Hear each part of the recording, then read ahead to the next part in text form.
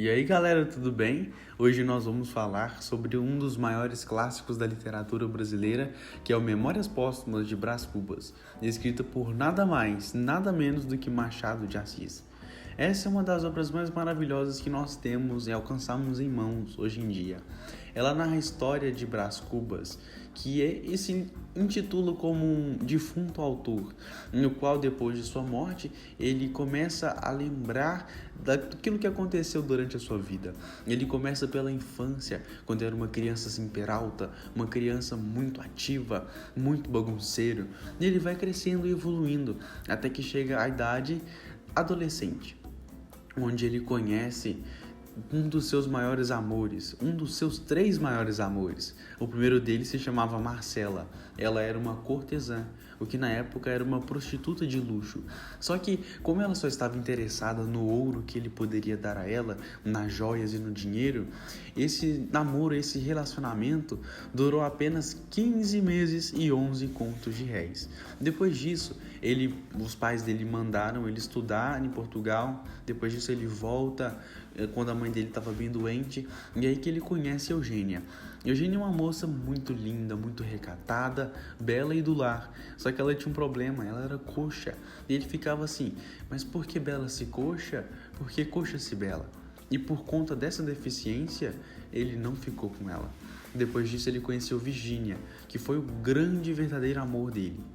Virgínia, depois de um tempo, conheceu o melhor amigo de Brás Cubas, que era chamado de Lobo Neves, e eles se casaram. Brás Cubas ficou muito mal com isso, mas só que o amor deles não tinha morrido, o que fez com que ela traísse Lobo com Brás Cubas, e tinha uma casa específica para isso.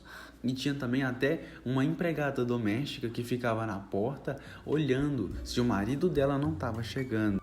Depois disso, Brás Cubas tenta deixar o seu nome na história, criando um emplasto, que era uma espécie de remédio para pessoas hipocondríacas. Mas é claro que isso foi um desastre, porque pessoas hipocondríacas são aquelas que pensam que tem algum tipo de doença, só que na verdade elas não têm nada, é coisa da cabeça delas.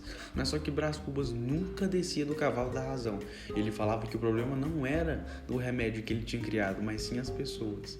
Depois de um tempo, ele começa, assim, andando pela praça, ele conhece um dos seus grandes amigos, Quincas Borba. Na época, um homem assim pobre, ele estava dormindo na praça. Só que depois de algum tempo, Quincas recebe uma herança muito grande, milionária. Brás Cubas começa a se aproximar dele, o que nos leva a perguntar, mas será que essa amizade era verdadeira ou era por interesse?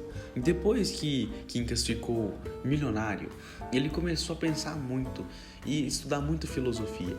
E ele foi e criou uma teoria chamada de humanitismo, na qual, para que uma pessoa se desse bem na vida, a outra obrigatoriamente deveria se dar mal. Deveria haver esse degrau, essa distância entre as duas pessoas.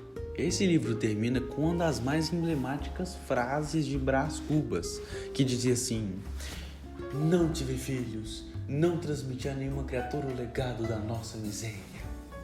Então, gente, esse foi o livro que nós escolhemos e é maravilhoso. Eu espero que vocês tenham gostado. Até a próxima, espero que a próxima seja em breve. Tchau!